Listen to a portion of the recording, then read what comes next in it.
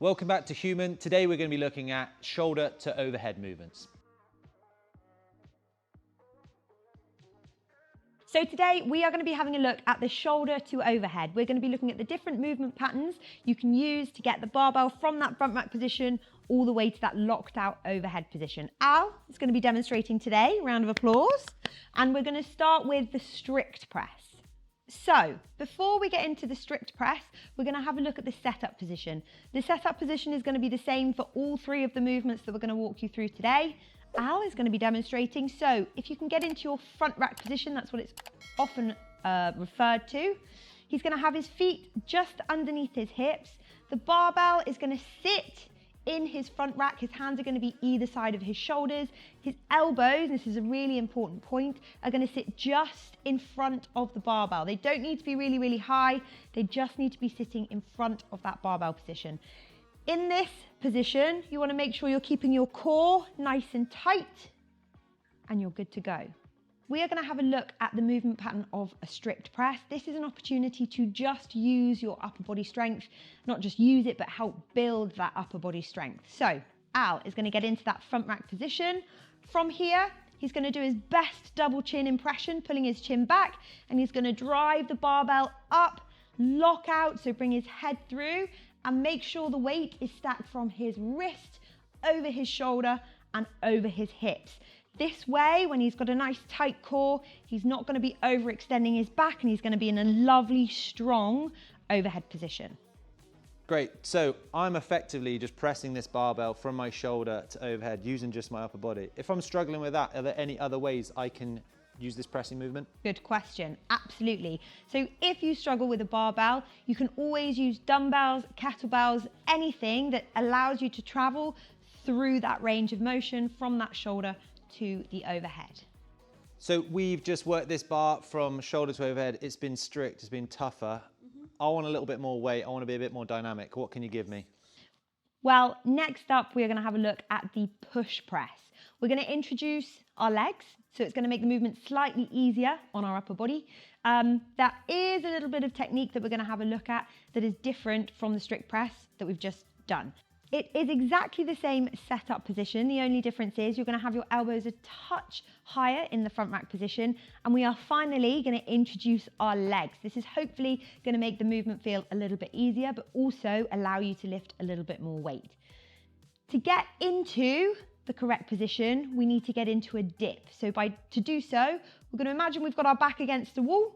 We're going to keep our chest nice and high, and we are going to slide ourselves down until we get into a lovely position like this, but maintain the tension. From here, we're going to think about squeezing our quads, squeezing our glutes, and we're going to drive that barbell up off our shoulders and lock out in that same locked out position. So again, the weight is through our wrists, shoulders, and hips. We're going to go for another one. Dip, drive, nice. So we've squeezed our bum, squeezed our quads, drove that barbell into that locked out position. Your arms are guiding the barbell. The power is coming from your legs.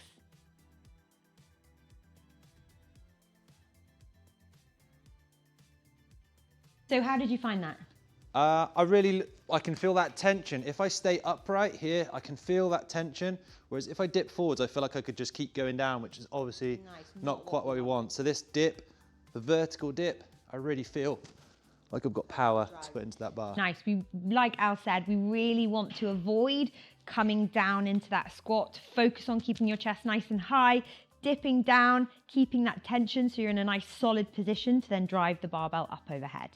Next up, we are going to have a look at the push jerk. So this is exactly the same setup as the last two movements we've looked at, but this time we're going to focus on the catch as it is a little bit more complicated and different to the last two movements. So to do that, to start with, we're scrapping the barbell. Get your ass. We're going to start with our feet underneath our hips. We're going to work through the hip extension. So as with the push press, we're involving our legs. So we're squeezing our quads, squeezing our glutes. We're going to get into our dip. Beautiful stuff. We're then going to nice big hip extension, jumping up and catch back in that dip position. Happy? Very good. Feel good? Yeah. Nice.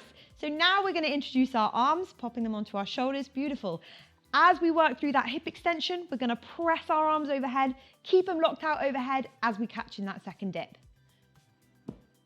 Beautiful. And jazz hands at the top is an absolute must. So now that we've practiced without the barbell, we're going to take it back onto the rig.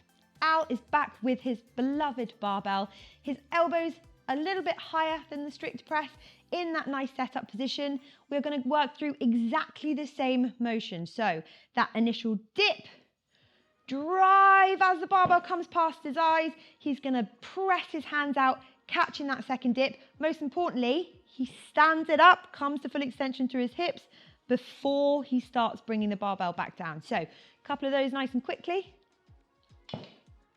Beautiful. Nice, and stand. That is the push jerk. This is the weight that's going to allow you to lift the most weight because you can drive that barbell, change directions and catch in that bottom position and then stand it up to finish the rep. Two common mistakes we see with the push jerk is that we'll rack the barbell up into that front rack position. People will go into their initial dip, they'll bring their chest forwards and their elbows down, which means they're going to really fire that barbell up forward as opposed to directly overhead being in a nice stacked position. So that is number one thing to avoid. The second thing is our foot position. Give us a big starfish. Beautiful. Like something out of the theatre.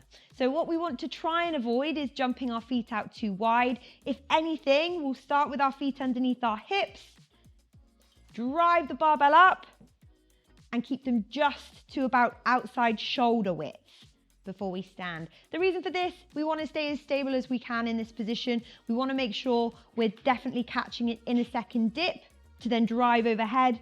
Sometimes that's quite difficult to do if you've caught the lift really wide. Okay, cool. So we've gone through 3 different movements. We've had our strict press, and I can see where that would come into my training. It's trying to get stability in my shoulder. It's really mindful movements. I can stack on a bit of weight, but there is a limiting factor that's only my upper body. And then those other 2 shoulder to overhead movements. So the push press, using my legs a little bit more, and the jerk, using a bit of a jump and drop action. Where would they sort of fit into a workout for me? Good question. So in a workout, they tend to be interchangeable. If it's prescribed as a shoulder to overhead and doesn't specify either, you can do either. So if the weight on the barbell was slightly lighter, but the volume was big, maybe look at using the push press. Right. If the weight on the barbell is getting towards the heavier end, there's still a fair bit of volume, you're probably going to choose your push jerk. Right, so I'm going to jerk through those heavier end weights and maybe it might get me some more volume in within a workout. Whereas if I want to move faster, that light barbell, something like a fight gone bad, it's push press. Yeah, definitely. All right, cool. So those are our shoulder to overhead barbell movements. Again, all of them are interchangeable with training bars or dumbbells or kettlebells, but we've gone through the basic movement pattern so that you can put it into a workout. Okay guys, so we have gone through 3 different movements for shoulder to overhead. We had our strict press, our push press, and our jerks. I was the bad demo, you were the great coach. Thanks for helping us through.